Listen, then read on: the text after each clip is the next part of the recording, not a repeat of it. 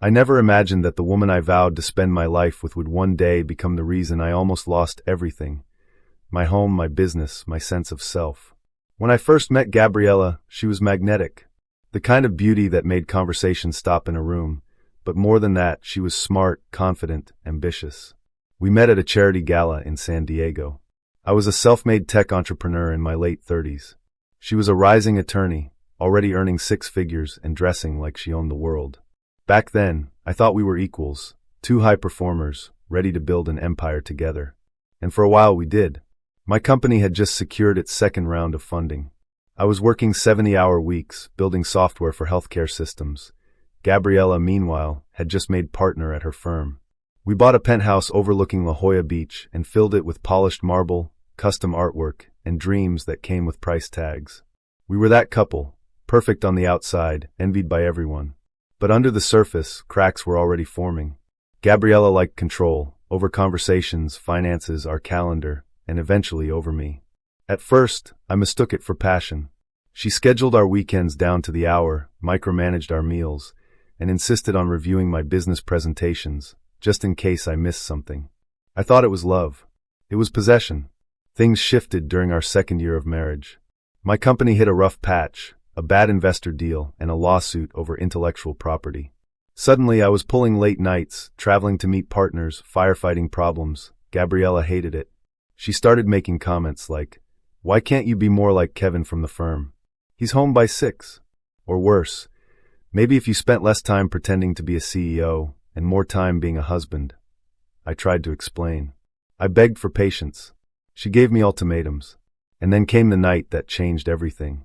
I got home after a brutal day of meetings in San Francisco. My phone had died, I'd missed dinner, but I brought her favorite flowers. The condo was dark. I found her in the kitchen, sipping wine, calm in a way that felt unnatural. There was no yelling, no accusations, just one sentence. "I filed for divorce this morning." No discussion, no warning. It was already done. Over the next 6 months, I watched my world unravel. She had a prenup challenge ready, claiming I'd hidden assets. She froze shared accounts. Her firm was ruthless. I lost my condo, my car, my dog. She even got temporary control of the house I bought before we met. My company? Investors panicked. My legal fees piled up. I moved into a one-bedroom Airbnb near a construction site. No one saw it coming, especially me. But the story doesn't end there. Because in the ashes of that collapse, something in me changed. Something woke up. The Airbnb smelled like fresh paint and desperation. It had a creaky futon, 3 mismatched forks, and walls thin enough that I could hear the couple next door arguing about microwave popcorn. But in some weird way, it was what I needed. All the noise of luxury living was gone. No more marble floors or curated Instagram dinners. Just silence. Space. A place to collapse and maybe rebuild. I spent the first few weeks sleeping during the day and pacing at night. My body was exhausted, but my brain wouldn't shut off. Every memory of our relationship played like a cruel movie reel.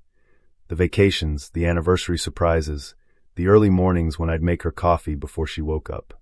All poisoned now. Then came the lawyer bills. I'd hired a guy named Trent Morgan. Not cheap, but smart and brutal when necessary. He had this worn-out leather briefcase and a voice like gravel. "She's playing hardball," he told me during our first meeting. "And she's got connections. Judges she's worked with. Friends on every bench. This won't be fair." I swallowed hard. "I don't want fair," I said. "I want peace." But peace wasn't on the table. Gabriella's team pushed for everything. Half the business, full alimony, a property dispute over the house I bought before we even met. Trent told me it was a strategic siege. She wanted to drain me dry. Make sure I had nothing left. Why? That question haunted me more than the legal mess. Gabriella wasn't evil. At least, not always. I remembered a woman who used to cry when she read old letters from her grandmother, who danced barefoot in the kitchen after too many glasses of wine, who believed in me when I launched my startup with nothing but a laptop and some half-coded dreams. What had changed? The answer came in pieces.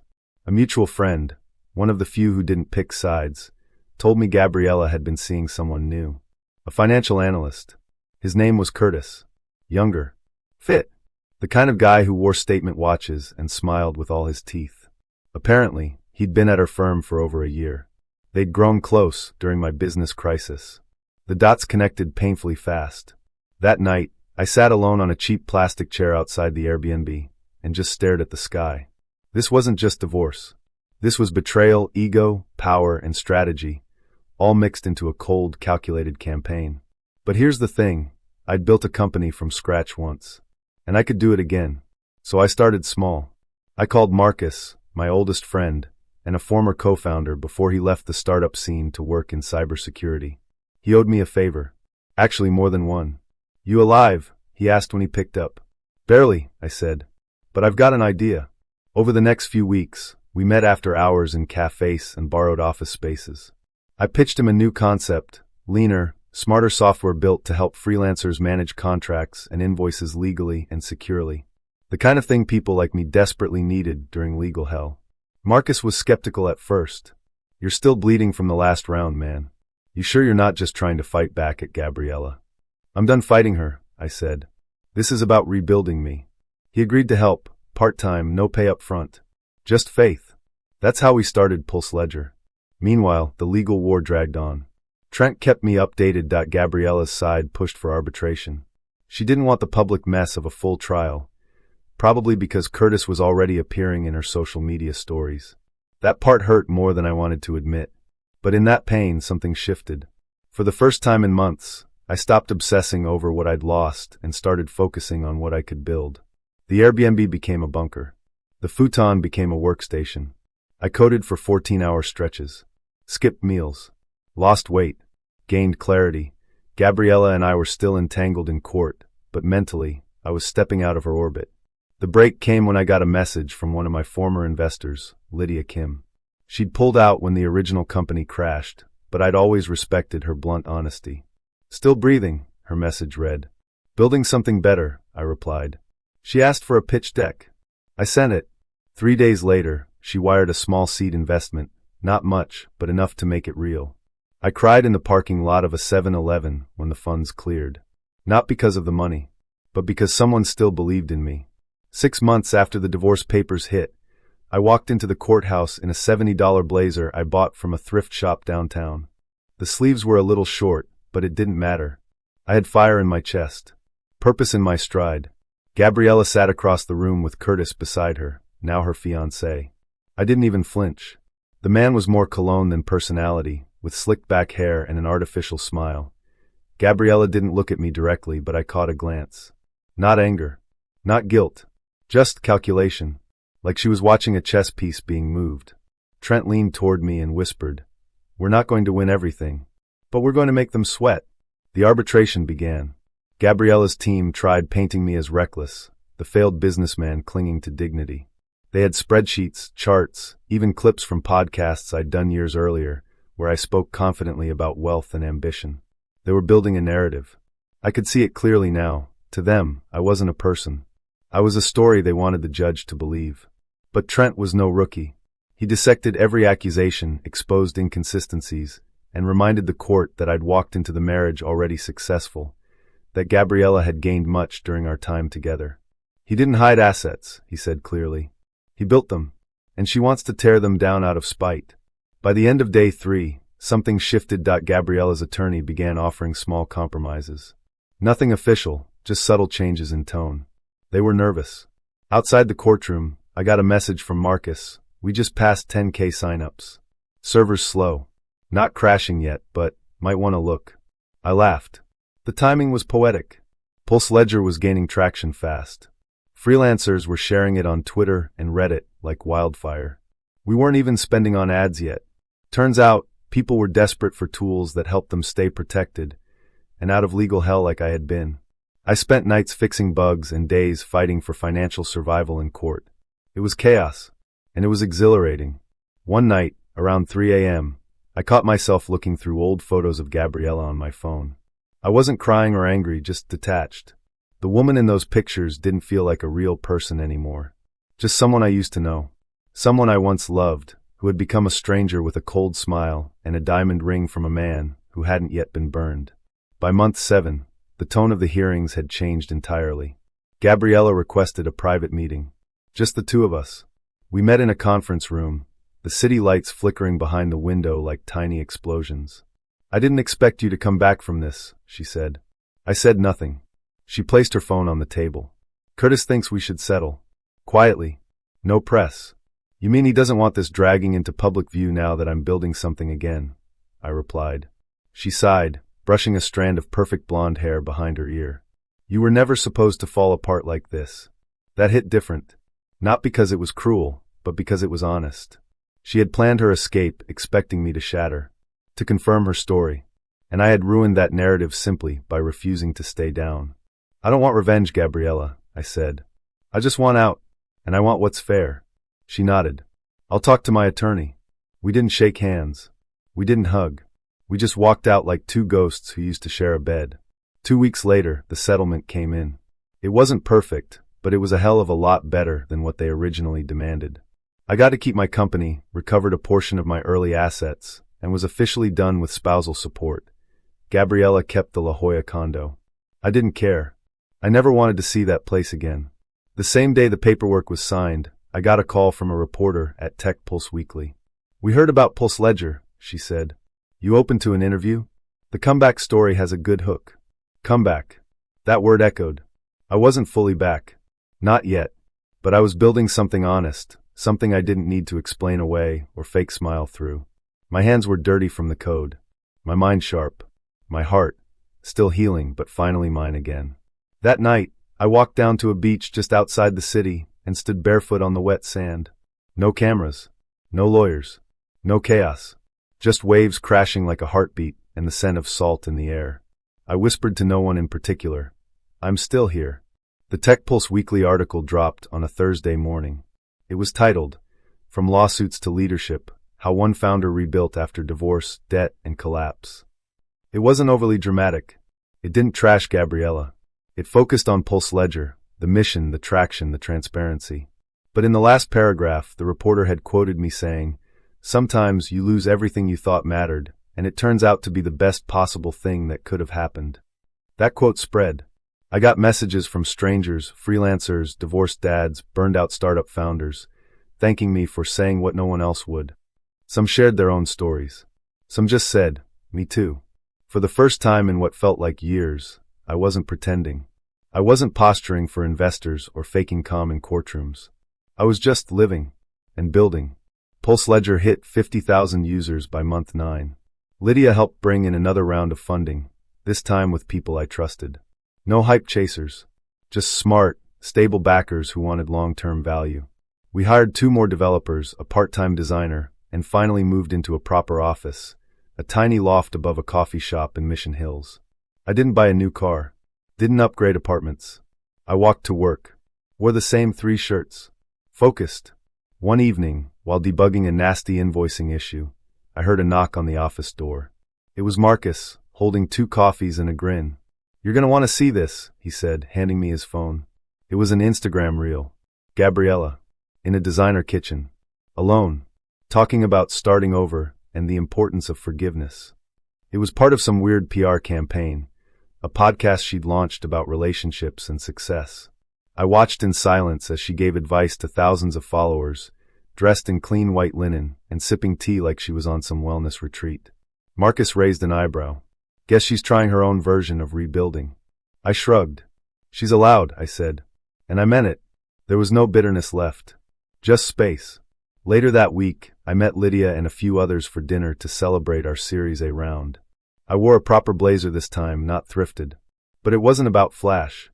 It was about presence. Confidence. I wasn't the guy crawling from ruins anymore. I was the guy who learned to breathe there. Toward the end of the night, as the others talked shop and laughed over wine, I stepped outside to take a call. It was my mom, just checking in. Her voice always brought me back to earth. You sound different, she said. How so? Lighter. Like something finally let go. She was right. After we hung up, I stood outside the restaurant, watching people pass by on the sidewalk. A couple holding hands. A teen filming a TikTok. A delivery guy riding too fast on an e-bike. Just life. It hit me then. I wasn't just surviving anymore. I was part of the world again. That night, I walked back to my apartment. It wasn't big, but it was mine. The furniture didn't match, and I still used an old mug from the original company. But I slept well. No racing thoughts. No courtroom drama in the morning. Just work I believed in. Friends who'd stayed. A team that trusted me. Peace didn't come with a ceremony or a closure moment. It came quietly, like a soft breeze through a window I hadn't realized was open. And I welcomed it. A year to the day after I left the La Jolla penthouse for good, I stood on the roof of my new building. Not a skyscraper, not some vanity tower. Just a 3-story co-working space with exposed brick and string lights someone from the team had hung last weekend. Pulse Ledger had just signed its biggest client yet, a network of legal firms that, ironically, wanted to offer our software as a tool for freelance paralegals. The irony didn't escape me. Neither did the moment. I looked down at the city below. The chaos, the movement, the constant reinvention. And I realized something that stopped me cold. I hadn't thought about Gabriella in weeks. Not in the hateful looping way. Not in the what-if sense. Just nothing. A name that had once consumed every breath now felt like a footnote in a larger story. One I had finally taken ownership of. She still popped up online sometimes. A clip from her podcast. A post about healing. I didn't flinch. I didn't click. Her journey was her own now, just as mine had become mine. I kept my circle small. Marcus. Lydia. My mom. A few folks from the team who had been through the dark days and stayed. We didn't chase headlines. We didn't throw launch parties. We just built. Quietly. Steadily. Authentically. Sometimes people asked me if I'd date again. If I believed in love. I didn't have a perfect answer. But I knew this. I loved my life now. I trusted myself again. One morning, I passed by a bookstore on my walk to work. In the window was a display about second chances, biographies, self-help books, even a novel with a title eerily close to mine. I stopped, looked at my reflection in the glass. Gray had crept into my beard. My eyes looked older, but not tired, just lived in. The man staring back wasn't who I was before Gabriella. And thank God for that, because that version of me, the man chasing perfection, afraid of being alone, obsessed with proving himself, would have never made it through the fire. But I had, and I had rebuilt. Not out of revenge, not out of pride, but out of necessity, out of hunger, out of truth. I walked into the bookstore, bought a random paperback, and left a tip at the counter even though they didn't ask for one. Because sometimes a small gesture matters. Sometimes it's how you prove to yourself that you're not who you used to be. And as I stepped back into the morning sun, the city humming all around me, I realized I had everything I needed. Not the penthouse, not the brand name suits, not the headlines, just peace, purpose, and freedom. I didn't get the life I planned for. I got the life I earned. And that was more than enough. 2 years after the dust settled, I sat across from a young founder at a coffee shop, listening to him vent about losing a co-founder and going through a breakup in the same week. I didn't offer cliches. I didn't promise it would all work out. I just told him the truth. You're not broken. You're just not done yet. He nodded, and something in his eyes shifted. I paid the bill, left quietly, and smiled as I stepped into the morning light.